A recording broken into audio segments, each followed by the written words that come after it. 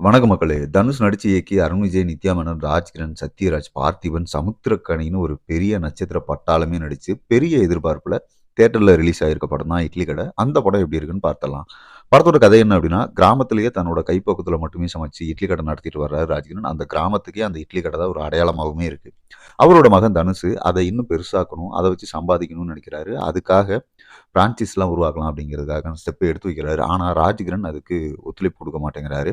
அப்போ கோச்சுக்கிட்டு நான் சென்னை போறேன் அப்படின்னு சொல்லிட்டு கிளம்புறாரு. தனுஷ் பல வருஷங்கள் கழிச்சு வெளிநாட்டுல சத்யராஜ் நடத்துற ஒரு பெரிய ஹோட்டல்ல வேலை பார்க்குறாரு. அங்க அவரோட ஒர்க்க பிடிச்சு போயி, தன்னோட பொண்ணையே கல்யாணம் பண்ண வைக்க ஏற்பாடு செய்றாரு சத்யராஜ். ஒரு கட்டத்துல தனுஷ் தன்னோட ஊருக்கு அந்த கல்யாண ஏற்பாட்ட நிப்பாட்டிட்டு வர வேண்டிய நிர்பந்தம் வர, வந்தவரு ஊர விட்டு போக முடியாத சூழல்ல, அவர கூப்ட்டு போறதுக்காக வந்த சத்யராஜ் பையனான அருண் விஜய் கூட முட்டிக்குது. அவரோட ஈகோ எல்லை மீறி போக ஆரம்பிக்க, அந்த ஈகோவ எந்த எல்லையுமே மீறாம அன்பால எப்படி அந்த மோதல தனுஷ் எதிர்கொள்றாரு அப்படிங்கிறது தான் இந்த படத்தோட மொத்த கதைக்களமே.